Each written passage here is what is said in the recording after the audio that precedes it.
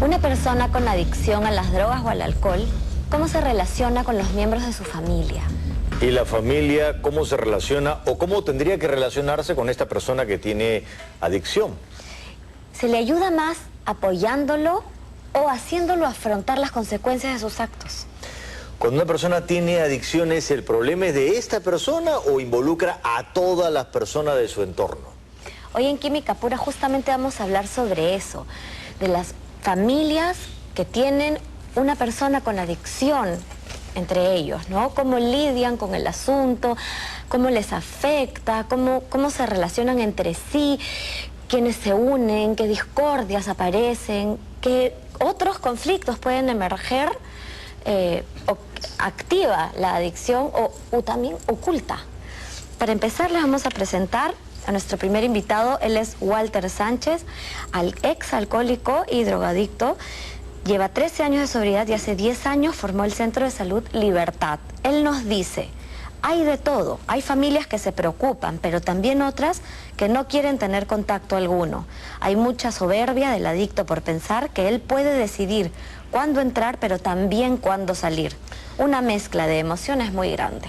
También tenemos a María Luisa Daza, que trabaja en el Centro Andenes, que es esposa, madre y abuela de una persona que tiene adicción, ¿no? Y dice, todo se deforma, no hay una relación verdadera, todos están en una isla, nadie se entiende, la casa se divide entre los que apoyan y los que no, y hay mucha necesidad de sobreproteger. Así es. Tenemos a Ruth Vildoso, la ama de casa, que nos dice, el vínculo con la familia puede llegar a romperse totalmente. Uno a veces tiene que pelear contra el mundo. Ella piensa que no deben satanizar a las madres, ya que muchas veces las llaman codependientes. Ella piensa que el adjetivo es sobreprotectora, porque jamás abandonaría a su hijo. Y tenemos a Felipe Queclin, director médico del Centro Andenes, del Centro de Tratamiento Andenes, que dice los vínculos están distorsionados y no se van a entender nunca porque el cerebro del adicto funciona de un modo completamente diferente y al final los cerebros de los miembros de la familia también. Entonces, ¿qué tan difícil es tener una persona con adicción dentro de la casa? ¿Cómo se comporta una persona con adicción? Bueno, yo como a título personal, por haber pasado el problema, podría decirte, después de muchos años ya de haber superado el problema y trabajar en tratamiento, podría decirles Pero tú eres presidente del Centro Libertad, ¿no? Sí, sí. Del Grupo Libertad, Sí, ¿no? soy el fundador de, de esta institución, okay. ¿no? Con una característica particular y que podría decirte que puedo identificar este tema como un problema en la que yo buscaba, a través de las sustancias, pedir cariño, pedir atención, ¿no? Pedir amor, reclamar atención y presencia de los padres. ¿Y lo lograbas?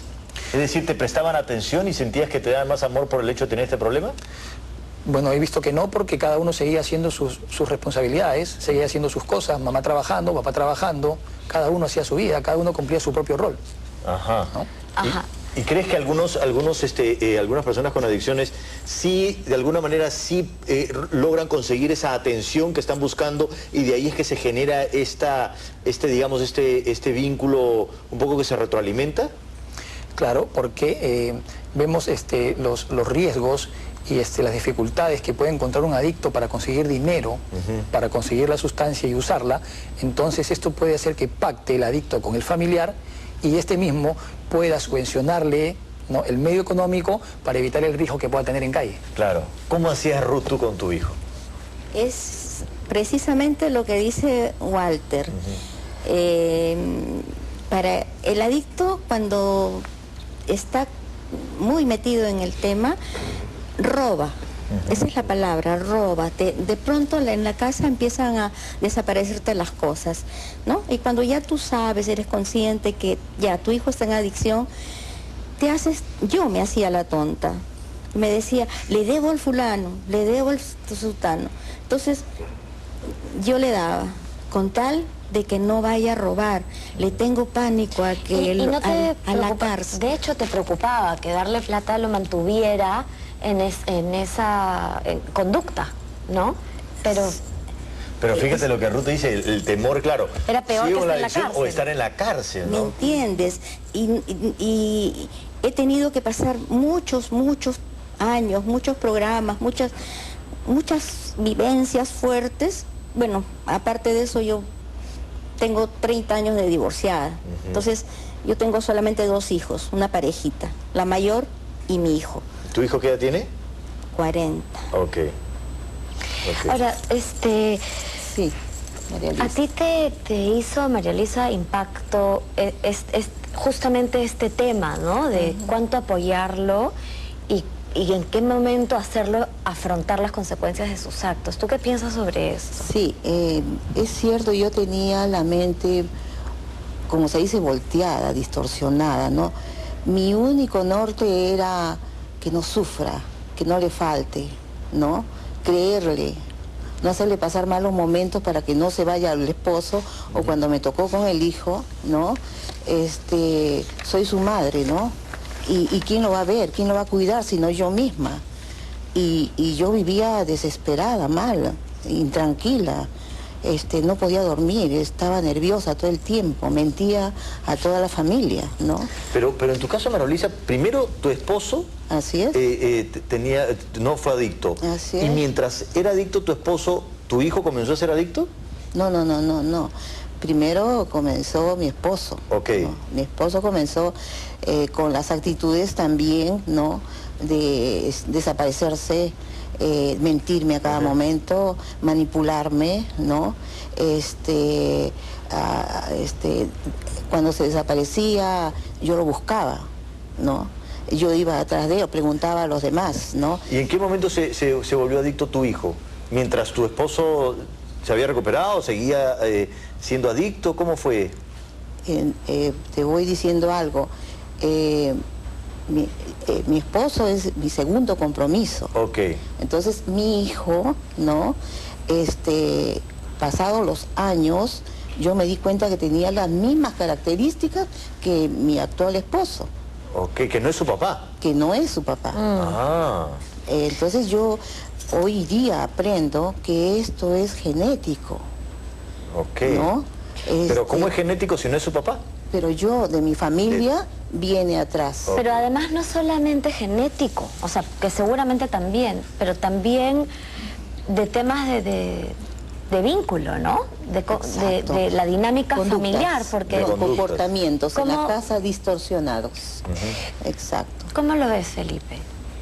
Bueno, definitivamente hay una susceptibilidad genética, ¿no? Si no, no podrían tomar... Sí, ¿no? sí, como una debilidad. Como una, claro, una debilidad, Sí. una tendencia, pero no quiere decir que porque tengan eso lo van a tener. Pero Claro. siempre hay en la familia. Sí. El tema es que la parte racional, el mundo nos los enseña muy bien, ¿no?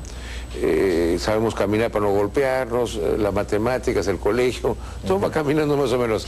La parte emocional nadie nos enseña, ni en la casa, ni en el colegio. Entonces manejamos muy mal la parte emocional y ahí comienzan todos los errores, ¿no? Entonces el mundo emocional, la parte racional no llega. Cuando una persona está emocionalmente mal o está en crisis, trata de explicarle algo. No entiendo. No va, ¿no? Y no necesita ser adicto, ni tener apegos, no va. Entonces, el tema es la parte emocional, y ese es el... ¿Las emociones son adictivas, Felipe? Claro. Claro, porque nosotros no lo llamamos adicción, lo llamamos apegos. Apegos. Porque es más fácil entender, o sea, primero la persona no se siente resentida de que le dicen un adicto, además el adicto tiene su cosa peyorativa, ¿no?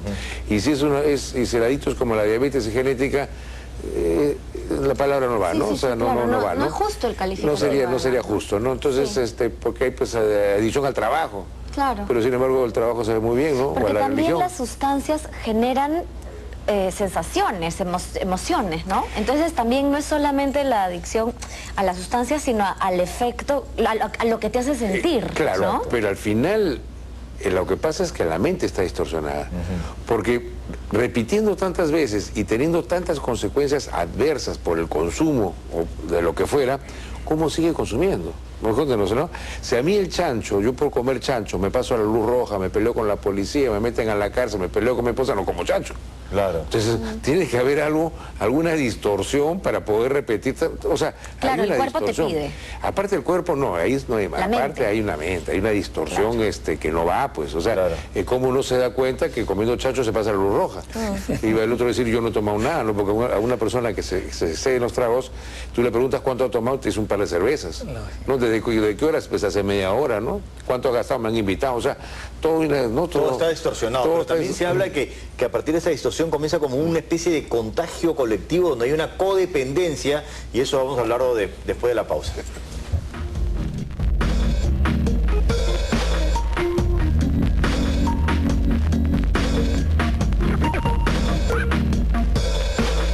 Aquí en Química Pura estamos explorando todo tipo de vínculos y esta vez estamos tratando de explorar qué sucede con los vínculos familiares cuando una persona tiene adicción, ¿no? A las drogas, es un adicto, ¿no? Que justo en la pausa comercial comenzamos a hablar sobre la terminología y tú sí utilizas la palabra adicto. Sí, la uso porque la Organización Mundial de la Salud a las adicciones las considera una enfermedad, ¿no?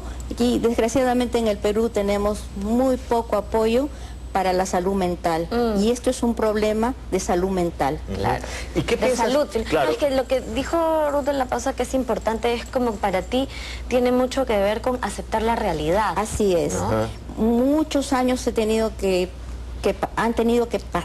pasar para que yo esté ahora muy consciente que tengo que no boicotear el programa, seguir como debe ser, no dejarme llevar por los sentimientos, no pensar con el corazón, llevar como quiero a mi hijo con responsabilidad. Claro, porque para ti dejarte llevar por el corazón significaba un poco engancharte con el problema.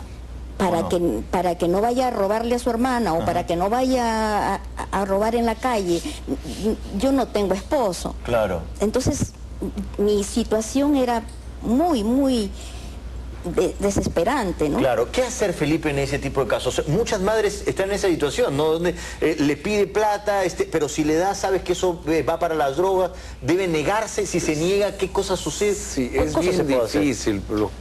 Para los casos tenemos que una madre lo vea de forma diferente, ¿no? O sea, no vea que es su hijo. Claro. Es bien difícil. Claro. Es decirle eso, decirle trátalo como si fuese tu hijo. Pero no puede, es muy difícil. Eso crea mucho conflicto en la familia. Lo que llama la codependencia, ¿no?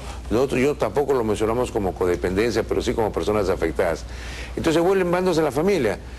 Algunos familiares le echan a la culpa a la mamá, ¿por qué lo protege tanto? Porque le da, es por su culpa, ¿no? Porque si le hubiese exigido lo que fuera, no sería así. Y al otro, ¿por qué le exige tanto? ¿No? Si no lo hubiese exigido, sería... Y en realidad no es así, ¿no? O sea, ni uno ni otro, porque hay muchos factores genéticos y la persona va a ser así, ¿no? Toda persona que tiene problemas con los apegos, a nuestro entender, desde chiquito era diferente. Y ahí era diferente, o era muy movido o era muy tranquilo, y siempre va a seguir siendo diferente. O sea, que era como, iba a un extremo. Sí, porque son muchos genes. Bueno, yo lo vemos como genético, ¿no? O sea, es que los genes también está la impulsividad, está muchos genes que son emocionales. No estamos hablando de genes que son bioquímicos y para el consumo de alcohol. Pero Felipe, o sea, atender este asunto como un tema básicamente genético, quiere decir fisiológico. Exacto. ¿Se atiende así, con medicación? No. Porque, no, o sea, atender algo físico de una forma... Claro, ¿Cómo claro, haces, ¿no? se vería como que puede haber, pero el tema es que, bueno, si hubieran medicamentos exclusivamente para solamente actuar sobre el impulso a comer manzanas, pero no hay ese medicamento, sino va a agarrar todas las neuronas, ¿no? Entonces, eso es lo complicado. Pero regresando al punto de la familia, que es el sufrimiento de la familia, los conflictos que hay dentro, porque unos apoyan y otros no apoyan. Y lo que pasa es que ahí está cómo manejar la parte emocional. Porque generalmente, si lo vemos, a la persona que tiene el apego, son impulsivos, son cambiantes, podríamos decir peyorativamente o como sea, que tal vez no sean tan maduros o sean inmaduros, como quieran verlo, ¿no? Entonces, ahí está el punto de cómo tratar y cómo llegar a que la familia cambie. Cuando la familia cambia, recién la persona cambia. Si la familia no cambia, lo que hace la persona es dejar de consumir, pero no cambia.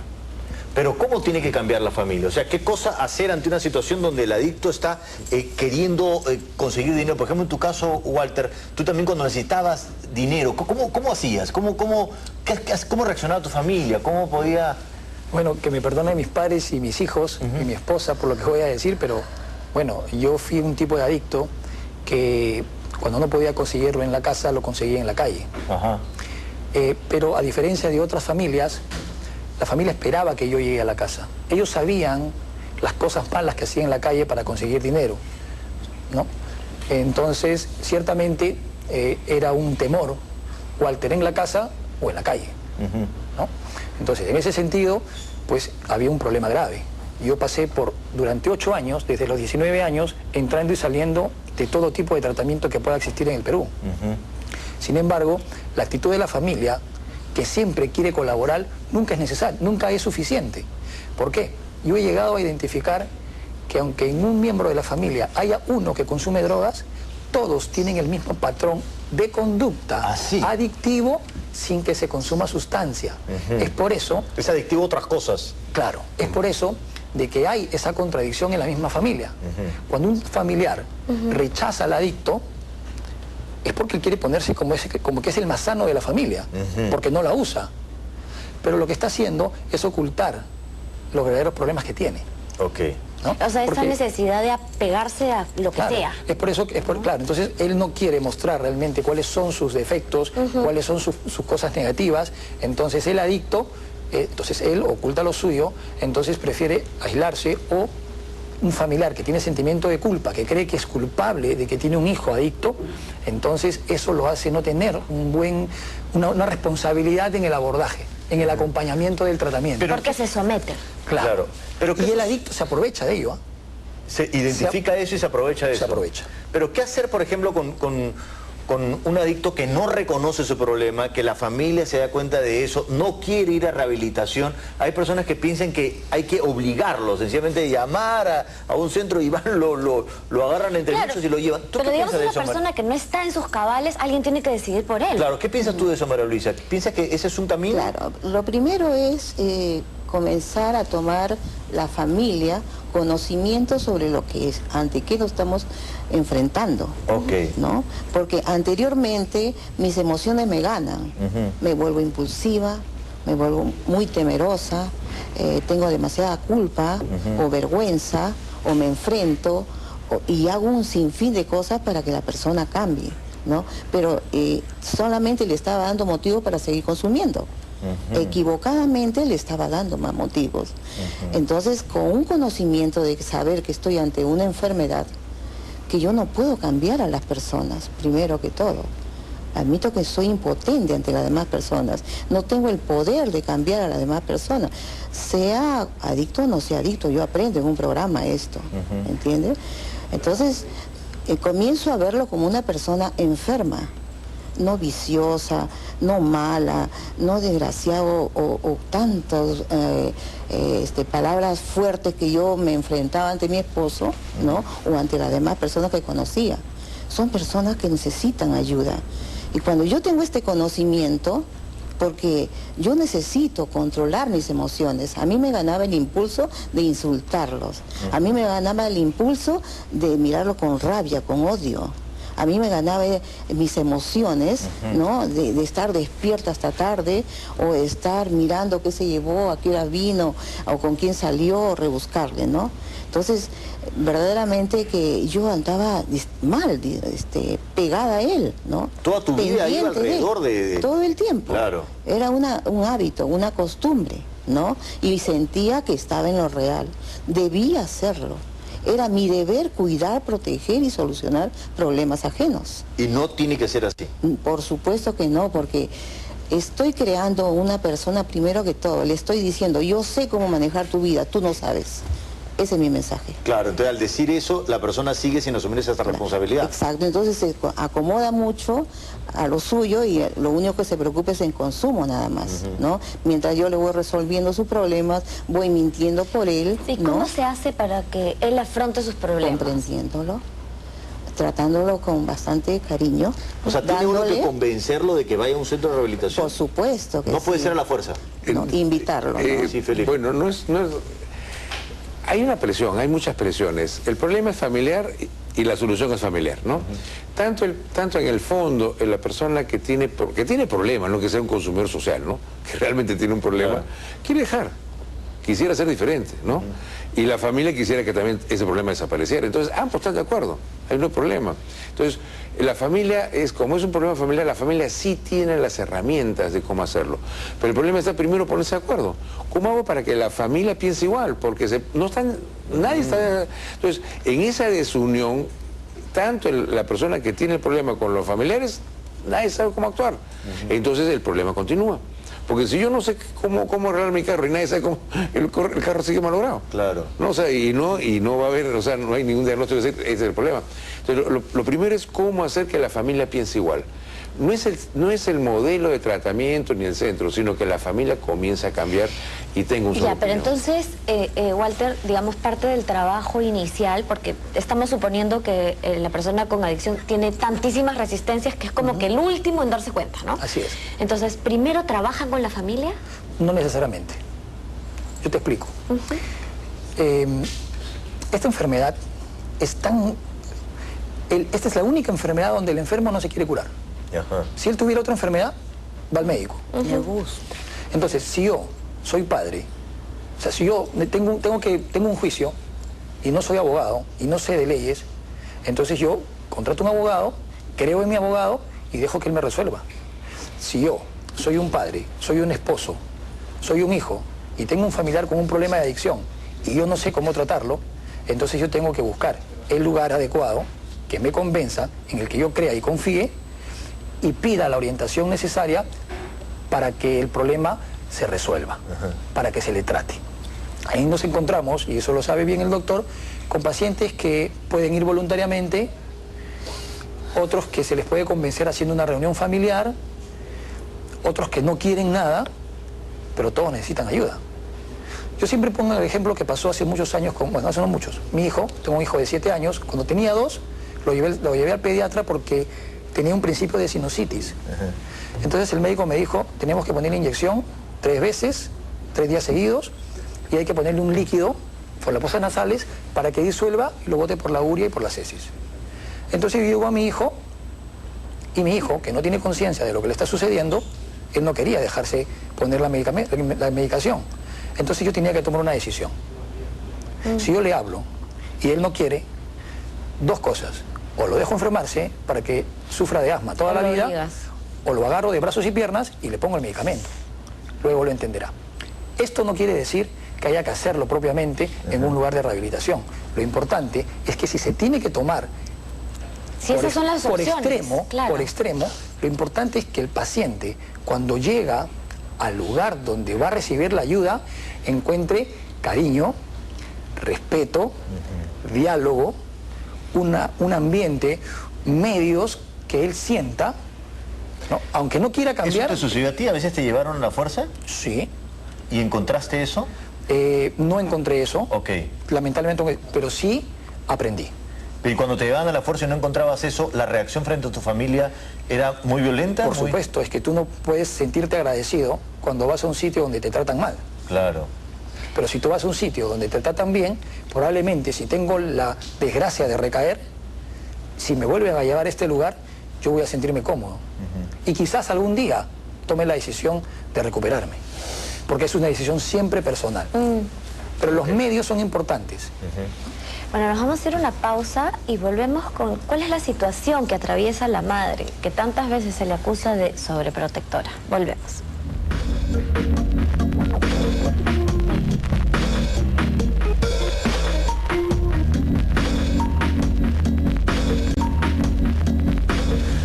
Estamos aquí en Química Pura viendo cómo es cuando hay una persona con adicción en la familia. Y Ruth, nos quedamos con esta pregunta, ¿no? ¿Qué pasa con la mamá? Tú que has sufrido esta situación de tener que decidir si lo ayudas o no lo ayudas, y tú dices que para ti era cuestión de sobreprotección, no de codependencia, ¿no? Sí, yo lo tomo así porque prácticamente yo tenía que tomar la decisión en mi casa, en la casa, porque no había la presencia del padre.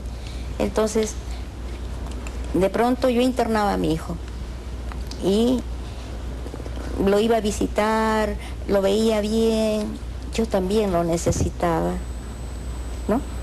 Y lo sacaba del programa. Entonces, así ha pasado por varios programas, muchas veces sin terminar, siendo él una persona que empezó a estudiar psicología en la Ricardo Palma, es muy entregado a Dios, y eso es lo que ahora tengo la esperanza, la fe muy fuerte, que los dos estamos en ese camino, que los dos esta vez vamos a terminar juntos para el futuro, vivir una vida realmente plena y feliz. Ruth, ¿y cómo hacías? Porque María Luisa mencionó un tema que me parece bien importante, que es el tema de la culpa, y que socialmente comienza uno a preguntar, seguramente la mamá, además también en lo que tú dijiste al inicio del programa, tenía que ver con eso, ¿no? La sociedad te dice, la mamá seguramente. ¿Cómo manejabas la culpa o esos sentimientos? Realmente muchas veces entraba en depresión, ¿no? Pero tenía que sacar fortaleza, porque le decía, bueno, si a ustedes no les parece, ¿no? Un poco más, y le digo, si no quieren estar en esta casa donde hay un adicto que para ustedes es una lacra, se pueden retirar, ¿no? Entonces yo me quedaba, por eso es que esa era mi idea, de que yo tenía que estar al lado de mi hijo, y eso es lo que en este momento él está entendiendo. Un poquito tarde, pero ya lo entendió, ¿no? Que yo no voy a ser eterna, que en algún momento yo no voy a estar, pero que nos queda todavía un espacio para vivirlo bien, ¿no? Y las personas que han creído que él nunca se iba a recuperar van a tener que retractarse, porque porque de alguna manera ese es el mensaje que siempre se da, ¿no? Sí, siempre va a ser así, ¿no? Este no va a cambiar nunca. Claro. Y tú lo que decretas con la boca es muy importante. Yo tengo una pregunta, Walter, porque este tema de la culpa, más allá de que duele, ¿de qué manera obstaculiza el trabajo? ¿No? Porque digamos, yo tengo la sensación, ¿no?, de que si la señora se echa la culpa, probablemente no ve otras cosas, porque dice, es mi culpa. Entonces él toma menos responsabilidad, y más allá de la culpa de él también es qué es lo que él puede hacer al respecto, ¿no? Claro, lo que pasa es que nosotros conocemos a nuestras familias, lo que les gusta, lo que no les gusta, lo que les molesta. Entonces aprovechamos de ese sentimiento. Claro, la culpa impide trabajar lo que hay que trabajar. Claro, porque si tú tomas una decisión guiado puramente de un sentimiento, seguramente que nos equivocamos. Es por eso que el sentimiento no es malo. El problema es cuando el sentimiento es el que te hace tomar la decisión. Entonces, la razón es la que tiene que moderar ese sentimiento para que la sobriedad, y esto no es para el adicto, sino para cualquiera, para el familiar, inclusive para los que estamos en tratamiento, podamos conducir a la familia y al adicto a un buen proceso. Yo tenía una duda, María Luisa, cuando tu esposo comenzó a ser adicto, ¿qué edad tenía tu hijo?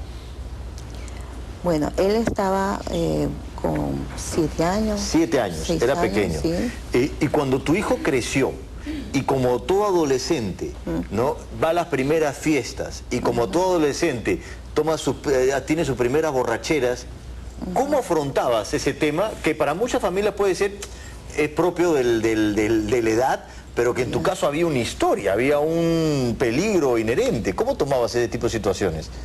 Claro, ya yo tenía, ahí estaba que se me pararan los pelos, como se dice, ¿no? Estaba siempre recalcándole, no hagas esto, no hagas el otro, cuidado, pero solamente hasta ahí podía hacerlo, ¿no? Pero a pesar de que le decías eso, él... Claro. Yo ahí no conocía todavía lo que es que era una enfermedad, que esto es genético, que hay comportamientos dentro de la casa que los jóvenes toman también, ¿no? Por ejemplo, había mucha violencia dentro de la casa, verbal, ¿no? para ellos pues ahora sé que para mi hijo era una forma de fugarse. Y el consumir más adelante era huir de la realidad. Pero también eso implica una dificultad para regularse, ¿no? O sea, es como todo el desborde. Y es algo, claro, los impulsos de los que hablabas, ¿no, Felipe? Sí. El cuerpo necesita una satisfacción ante las cosas que no se dan como uno quiere. Entonces, cuando encuentra el químico, si fuera el caso de otras personas, o como fue lo de mi hijo, entonces se siente que se olvidan de sus penas. Claro. Ahí no hay problema, grito, ¿Y tu nieto es el hijo de tu hijo? Exacto. ¿Y tu hijo cómo afronta ese tema? Ahora su hijo también tiene esa adicción. Ya. Mi hijo en realidad no ha tomado un programa. Entonces, si lo tomó en algún momento corto, para mí fue corto, entonces no siguió yendo al programa. O sea, él sigue teniendo ese problema. Ya no consume, pero se desborda emocionalmente. Es violento, agresivo con su boca, con sus comportamientos, ¿no? Impaciente, intolerante. Y en ese ambiente ha vivido mi nieto. Claro. Entonces, por eso, esto es genético cuando van imitando los que están en casa, comienzan a imitar ese comportamiento quizás. Otros no, van al otro extremo. Y en tu caso, Walter, tienes un hijo de 16 años. Una hija. Una hija, que también está en una edad donde comienzan las primeras fiestas, los primeros traguitos, pero ¿cómo tú tomas ese tema que puede ser pues peligroso, no? Bueno, en realidad lo tuvo muy relajado, porque gracias a Dios mi esposa, la madre, una mujer muy dedicada a sus hijos, ella no trabajó más que para sus hijos, además es administradora del centro de salud, y en la casa donde vivimos funciona la oficina, entonces mi hija desde que empezó a crecer ha estado relacionada con el tema, entonces más ella quiere estudiar psicología y trabajar también en el tema. Entonces ella es una niña muy responsable, una señorita muy responsable, está terminando el 5º de secundaria y está muy motivada con la psicología. Pero podría pasar, Walter, que ella pues un viernes a la noche venga de una bomba como todos los adolescentes, ¿no? Borracha, de que se ha divertido mucho. O sea, ¿cómo distinguir eso? O de repente probó un cigarro, ¿no? ¿Cómo abordarías eso? ¿No? Bueno, es difícil porque cuando te toca... Claro. Se te paran los pelos, ¿no? Claro. O sea, yo si soy abogado, yo no puedo litigar un problema mío. O sea, la verdad que no podría, de una manera concreta decirte qué haría, pero yo espero que no me suceda. Pero lo que veo es que podría pasar, o en todo caso, no necesariamente con tu caso, sino en las situaciones que ustedes han visto, que el hijo le diga al papá, oye, espérame un ratito, yo no tengo ese problema, o sea, yo simplemente estoy tomando como toman mis amigos, ¿no? Y estás tú sobredimensionando las cosas porque tú tuviste ese problema. Y que ese puede ser un poco el caldo de cultivo para que... No, porque le digo, mi esposa no tiene el problema, y en el frigider de mi casa pueden haber 3 cervezas, y de repente ella le provoca tomarse un vasito y se lo toma. O sea, no hay una cultura etílica en mi casa no se toma, no se fuma. Mi hija nunca ha visto a su padre mareado.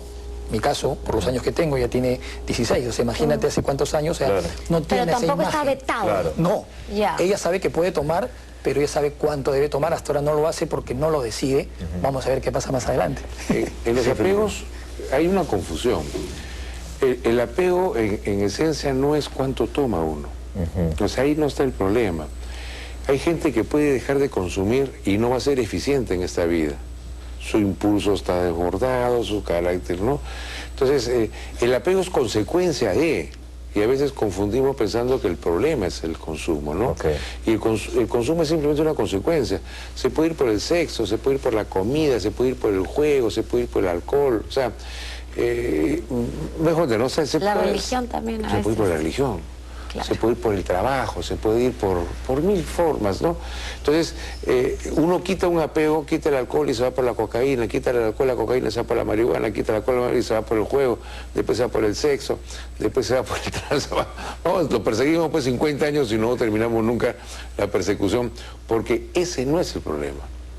El problema es otro, o sea, ese es lo que vemos del problema, ¿estamos de acuerdo? O sea, es como, por ejemplo, el problema de comida, no es la gordura, es una consecuencia de, ¿no? O sea, o la anorexia, ¿no? Que son muy parecidas todas las enfermedades. Entonces, si uno no ve el centro de cómo hace para que haya un equilibrio emocional y cambie todo, no se soluciona el problema.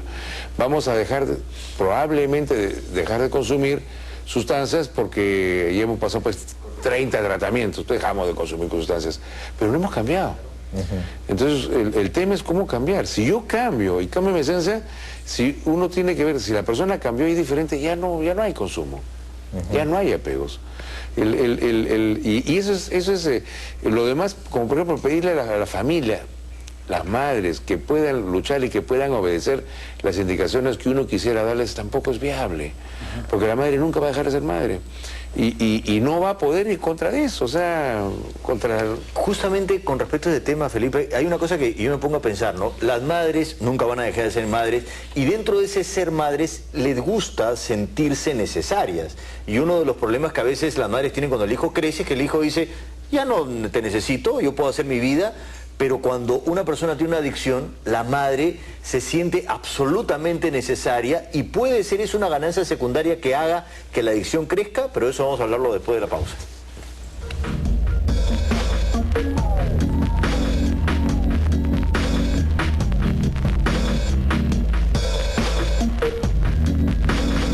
¿Qué sucede con los vínculos de una persona con adicciones con sus padres, con su madre? Que la madre siempre quiere sentirse pues necesaria, ¿no? Y el hijo crece y ya no se siente a veces muy necesaria, pero cuando tiene adicciones se siente absolutamente necesaria siempre. Y puede ser que de acuerdo a esa ganancia secundaria haga que la adicción permanezca. Y tú, Walter, dijiste en la pausa que hay familias que cuando se cura ya de pronto no se sienten tan bien. No sé si podrías explicar claro, eso. Es por eso que vemos cómo cuando un adicto vuelve a casa y empieza a comportarse con responsabilidad y con independencia, podemos ver una madre sobreprotectora, una madre que está siempre coaccionándolo, que lo está hostigando, ¿no? ¿Por qué? Porque se acostumbró a que el hijo dependa y ambos, porque hay todo un enredo entre ellos emocional. Claro, sin duda. Y le está dando el mensaje, oye, ¿por qué estás siendo tan independiente? O sea, ya te curaste, pero al curarte me estás dejando de lado. Sé agradecido. ¿Ah? Sé agradecido. No, pero no solamente me dejaste de lado, sino que creo que también tú te refieres a que los problemas de la familia uno no los ve, o es más cómodo no verlos si está todo el foco puesto en una persona, ¿no? Totalmente. Como, no, nosotros somos regios, él tiene un problema. Él es el adicto. ¿Y ustedes que no tienen nada que preguntarse? No, él. Él es el que tiene que cambiar. Se cura él y los demás aparecen los otros problemas que no han querido ver antes, ¿no es cierto? Claro, porque que están aterrados en realidad todos. Es que al principio toda la mirada está puesta en él nada más. ¿Qué quiere, qué hace, qué no hace y qué debería hacer? Pero cuando ya la persona está bien, correcta, ya no consume, está tratando de hacer sus cosas, entonces comenzamos a ver alrededor que las mismas personas han estado esperando que le den su tiempo. Entonces, pero yo, como soy una persona que estoy atrás de la persona con problemas, voy a buscar a otra persona con problemas, ya sea en mi trabajo, mi vecina, otro hijo. Entonces, yo tengo esa necesidad. Por eso yo sí comparto de que cuando o en el programa aprendo de que toda la familia se distorsiona. Entonces, estando la familia a la par con el paciente, necesitan la ayuda en el mismo momento. ¿Y tú crees, Ru, que eso te ha pasado a ti? ¿Que el centro de toda tu vida giró alrededor de tu hijo, que ya tiene 40 años? Sí. ¿Y si se cura, qué va a pasar con tu centro? No. Vamos a hacer... Lo que estoy tratando de hacer, desgraciadamente un poco tarde, es cortar el cordón umbilical. Que eso no lo han tocado acá, pero eso es lo más importante, eso es lo que hace que la madre actúe a veces sobreprotectora. O sea, ¿tú sientes que nunca lo cortaste? No lo corté. ¿Y te va a doler ahora cortarlo? No, estoy muy decidida y él está también con esa misma decisión. Felizmente tenemos mucha fe en Dios y para nosotros Dios es muy importante y con la ayuda de Él lo vamos a lograr.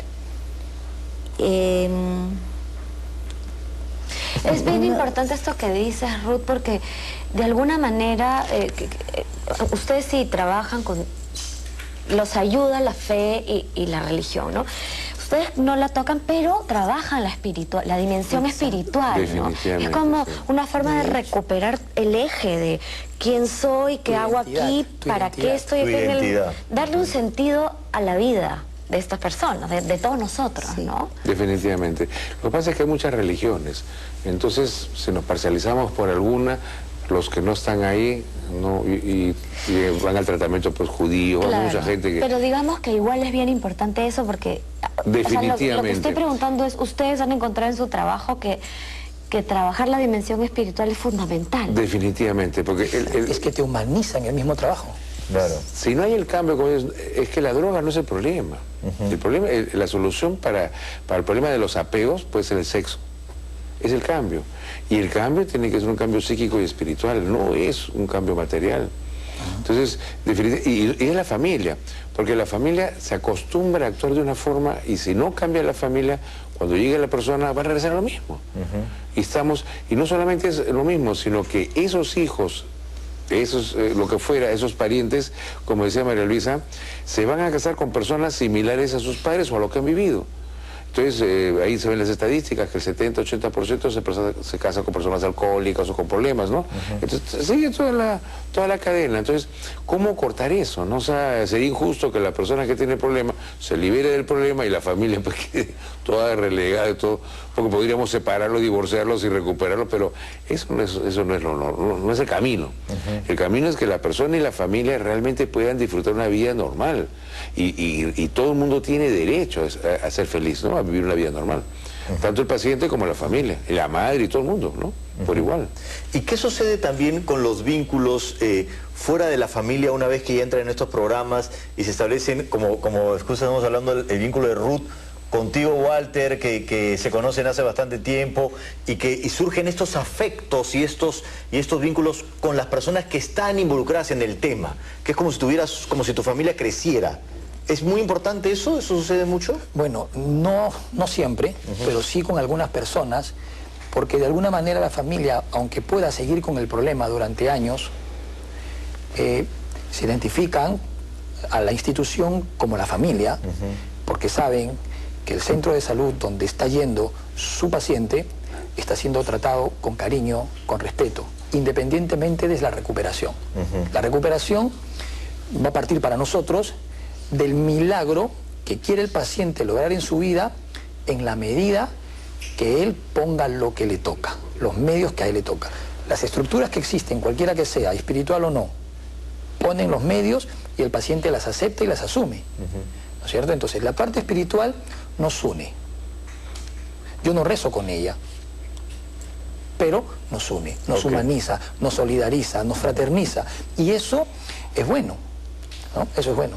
Nosotros tenemos terapias familiares, ¿no? Y ahí podemos conversar y compartir todas nuestras experiencias. Pero entre una persona y otra persona de repente no hay una química como la que he tenido yo con Rosana, que es la esposa de Walter. Entonces, y me parece, es mi hijita menor. Tantas veces que Walter me dice madre, igual que me dice mi hijo. Ok. Bueno, muchísimas gracias por acompañarnos. Nos vamos a ir a una pausa y regresamos Javier y yo con la última parte del programa.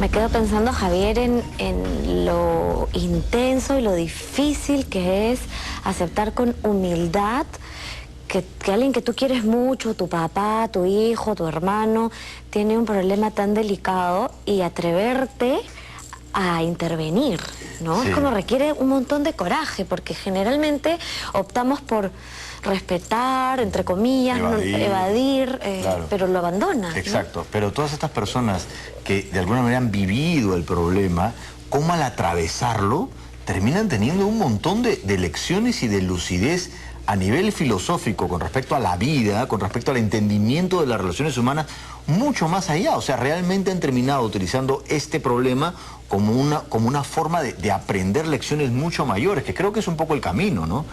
Bueno, ahora recuerdo, ¿te acuerdas de este libro del sanador herido? Claro. ¿No? Bueno, puedes haber tocado el fondo más hondo, haber ido a los lugares más horribles, pero de ahí puedes recoger y traer muchísima sabiduría y tienes mucho que dar a otros también. Claro, ¿no? que bueno, para que la gente lo sepa, mientras se va curando la herida, este sanador pues va aprendiendo acerca de sí mismo y acerca de los demás. Y es lo que muchas veces las familias también, si llegan a atravesar y afrontar el problema, por lo que he estado viendo acá, pues comienzan a aprender mucho sobre ellos y mucho sobre las personas, y finalmente pues los problemas son a veces para eso, ¿no? Para aprender y atravesarlos, ¿no? Y conocer las lecciones que te tengan que dar esas dificultades, ¿no? Sí, y creo que una de las batallas más grandes puede tener que ver con la vergüenza. Y eso la puede culpa. tener que ver con cómo uno quiere que lo vean los demás, lo que piensen los demás, y en realidad no es importante. Claro. Yo espero pues que a través de este programa toda la gente que lo pueda estar escuchando y pueda haber estado pasando por esta situación, o está pasando por esta situación, la evasión, el escape, pues no es el camino, ¿no? No tiene nada de malo pedir ayuda si uno le hace falta una mano. Bueno, entonces nos vemos hasta la próxima, ¿no? Sí, escríbanos y encuéntrenos en el Facebook, ya saben, Química Pura, coméntenos o pídanos lo que quieran. Nos vemos.